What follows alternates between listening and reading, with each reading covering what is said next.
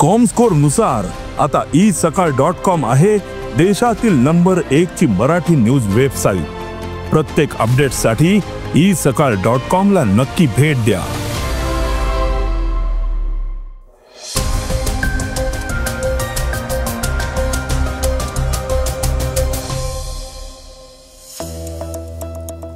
हा धोकादायक आजार वेगानं का पसरतोय? झोपडी धारकांना दिलासा नाहीच आहे। HOABL आणि झेप्टोनं जमीन खरेदीसाठी भागीदारी केली आहे, तर चार्जिंग अभावी इलेक्ट्रिक बस आगारात पडू नयेत। बाजारात आईच्या दुधाच्या चवीचं आईस्क्रीम मिळतंय, तर श्रेयसला वगळणं दुःखद आणि अन्यायकारक असल्याचं अश्विन म्हणालाय। तुटपुंजा मानधनाविषयी कनिका कपूरनं खंत व्यक्त केली आहे। या बातम्या आपण आजच्या पॉडकास्टमध्ये ऐकणार आहोत। नमस्कार, मी गौरी कुबेर। आज 20 ऑगस्ट वार बुधवार। तुम्ही ऐकत आहात देशातील number 1 Marathi news website isakal.com चं पॉडकास्ट। पॉडकास्टची पहिली बातमी आहे एका गंभीर आजाराची।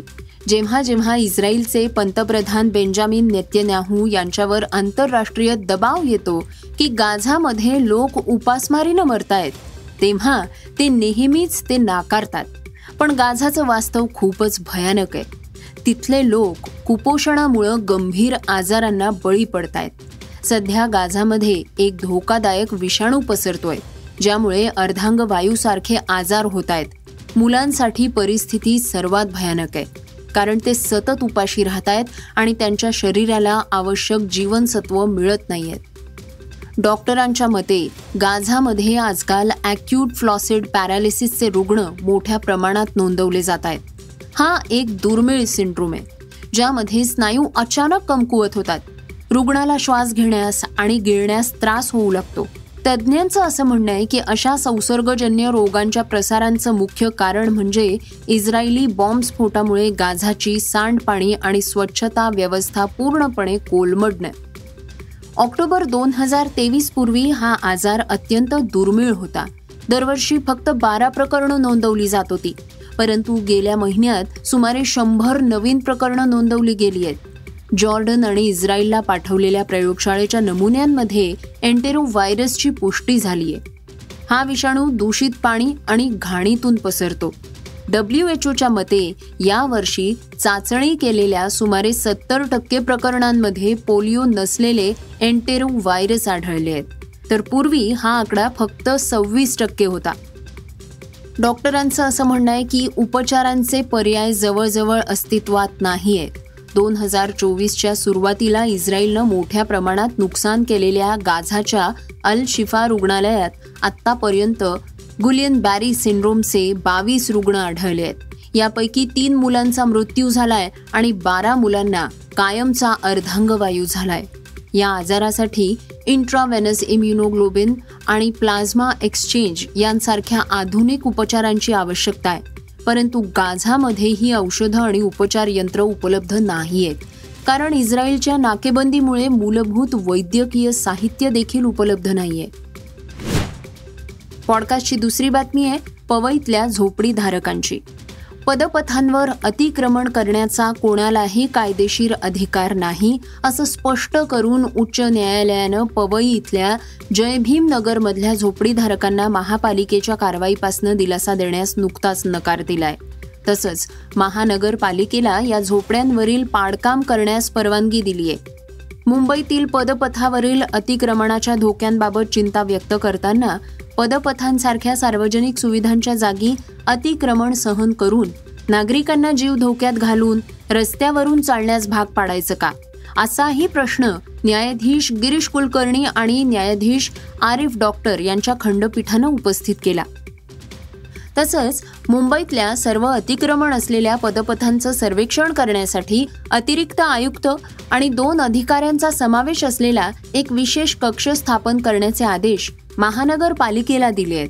त्यानंतर पदपथांवरील अतिक्रमणांवर कारवाई केली जाईल, असंही न्यायालयानं स्पष्ट केलंय। महानगरपालिकेकडनं या जयभीम नगरमधल्या झोपडीधारकांच्या झोपड्यांवर सोमवारी कारवाई करण्यात येणार होती। त्यामुळे मीना लिंबोले आणि इतर 23 झोपडीधारकांनी या कारवाई विरोधात उच्च न्यायालयात आव्हान दिलं होतं।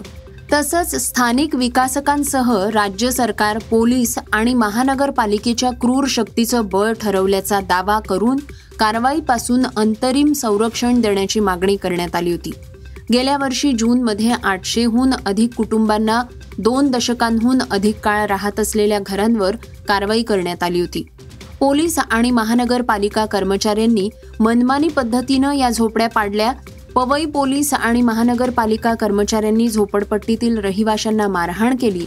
तसंच त्यांच्यावर महाराष्ट्र पोलीस कायदा आणि सार्वजनिक मालमत्तेचं नुकसान प्रतिबंधक कायद्याअंतर्गत खोटे गुन्हे नोंदवल्याचा आरोपही याचिकाकर्त्यांनी याचिकेत केला होता. परंतु खंडपीठानं झोपडीधारकांना दिलासा देण्यास नकार दिलाय. पॉडकास्टची तिसरी बातमी आहे लोढा आणि झेप्टो यांच्या भागीदारीची.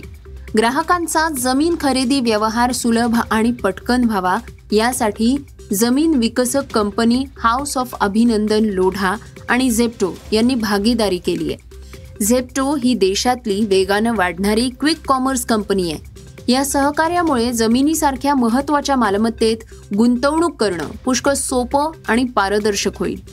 झेप्टो ॲप मार्फत जमीन शोधण्याचं काम खरेदीदारांना पटकन करता येईल, तर लोढांच्या ॲप मार्फत जमीन निवडून ती खरेदी करून त्या व्यवहारावर शेवटपर्यंत लक्ष ठेवणं खरेदीदारांना शक्य होईल, असं अभिनंदन लोढा समूहाचे CMO सौरभ जैन म्हणाले. जमीन खरेदीदार आपल्या फोनवर केवळ काही वेळा क्लिक करून जमीन किती, कुठे आहे ते पाहू शकतील, त्याबाबत चौकशी करू शकतील आणि त्यानंतर लोढा समूहाशी संपर्क साधून व्हिडिओद्वारे सल्लामसलतही घेऊ शकतील. या सगळ्या गोष्टी काही मिनिटातच होतील. खरेदीदार टोकन अमाउंट देऊन व्यवहार सुरू करू शकतील. व्यवहार रद्द करायचा असल्यास नंतरही व्यवहार रद्द करता येईल. नंतर टप्प्याटप्प्यानं पैसे भरायचे असतात. त्यामुळे खरेदीदारांना कुठलाही ताण न येता जमीन खरेदी करता येईल. पॉडकास्टची चौथी बातमी ऐकूयात इलेक्ट्रिक बसची. ठाणे पूर्व इथे इलेक्ट्रिक बस चार्जिंग करण्यासाठी चार्जिंग स्टेशनची उभारणी करण्यात आली आहे. त्यानुसार या ठिकाणाहून TMTच्या इलेक्ट्रिक बस चार्जिंग होऊन मार्गस्थ होत असतात. मात्र मागील 2 दिवसांपासून कोसळणाऱ्या पावसामुळे कोपरी इथल्या इलेक्ट्रिक बस चार्जिंग स्टेशनचा वीज पुरवठा खंडित झालाय. याचा इलेक्ट्रिक बसला फटका बसलाय.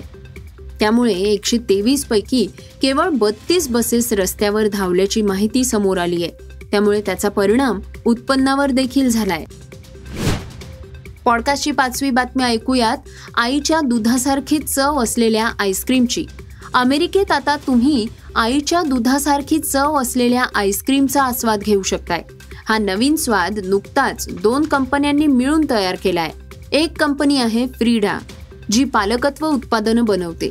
दुसरी कंपनी आहे ऑड फेलोज आईस्क्रीम कंपनी, जी आईस्क्रीमसाठी ओळखली जाते.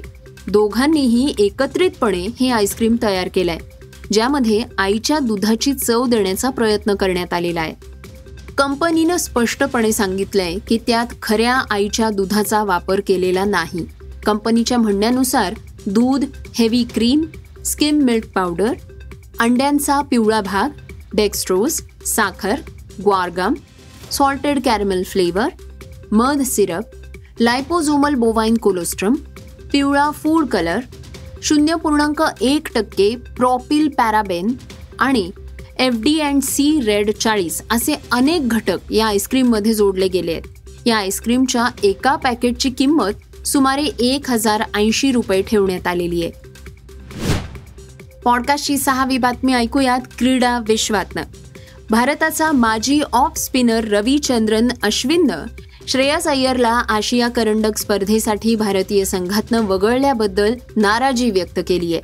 दुःखद आणि अन्यायकारक अशा शब्दात अश्विननं आपलं मत व्यक्त केलंय आणि सलामीवीर यशस्वी जयस्वाललाही वगळण्यावरनं आश्चर्य व्यक्त केलंय. यशस्वी जयस्वाल 3रा सलामीवीर म्हणून आहे. तरीही शुभमन गिलला संघात घेतलं, पण त्यासाठी विश्वचषक जिंकलेल्या संघातल्या खेळाडूला वगळलं. शुभमनच्या निवडीचा आनंद आहे, पण श्रेयस आणि जयस्वाल या दोघांसाठी फार दुःख वाटतंय. हे दोघांवरही अन्यायकारक आहे, असं अश्विन म्हणालाय. पॉडकास्टची शेवटची बातमी ऐकूयात गायिका कनिका कपूरची. बेबी डॉल, चिटिया कलाइया यांसारख्या लोकप्रिय गाण्यांनी चाहत्यांच्या मनावर अधिराज्य गाजवणारी गायिका कनिका कपूर अलीकडेच म्युझिक इंडस्ट्रीतल्या वास्तवाविषयी बोलताना चर्चेत आली. शो दरम्यान कनिकाला विचारण्यात आलं की एखाद्या हिट गाण्यासाठी तिला किती मानधन मिळालं होतं. यावर कनिका म्हणाली, गायकांना खरं तर काहीच पैसे मिळत नाहीत. करारपत्रांमध्ये फक्त 100 किंवा 101 रुपये लिहून देतात. उलट ते सांगतात की आम्ही तुमच्यावर उपकार करत आहोत. अनेक मोठे गायक सुद्धा अशाच परिस्थितीतून जात आहेत. भारतात पब्लिशिंग हाऊस किंवा रॉयल्टी सिस्टीमची पायाभूत रचना नसल्यामुळे गायकांना गाण्यावरनं उत्पन्न मिळण्याची व्यवस्था अस्तित्वातच नाहीये. गायक प्रत्यक्षात पैसे कसे कमावतात असा प्रश्न विचारला असता कनिकाने सांगितलं की गायकांचा मुख्य उत्पन्न स्रोत म्हणजे स्टेज परफॉर्मन्स. तुम्ही जिवंत असाल, गाऊ शकत असाल आणि कार्यक्रम करू शकत असाल तोपर्यंतच तुम्हाला पैसे मिळतात. उद्या काही अडचण आली तर गायकांसाठी कोणतीही पेन्शन योजना किंवा सुरक्षितता उपलब्ध नाहीये. कनिका कपूरच्या या वक्तव्यामुळे बॉलिवूड संगीतसृष्टीतल्या आर्थिक संरचनेबद्दल गंभीर प्रश्न उपस्थित झाले. हे होतं isakal.comचं पॉडकास्ट, अर्थात सकाळचं पॉडकास्ट. हे पॉडकास्ट तुम्हाला कसं वाटलं आम्हाला नक्की कळवा. याला रेटिंग द्या आणि इतरांना रेकमेंड करा. तर आपण आता उद्या पुन्हा भेटूयात. धन्यवाद. Script and research Vrushal Karmarkar.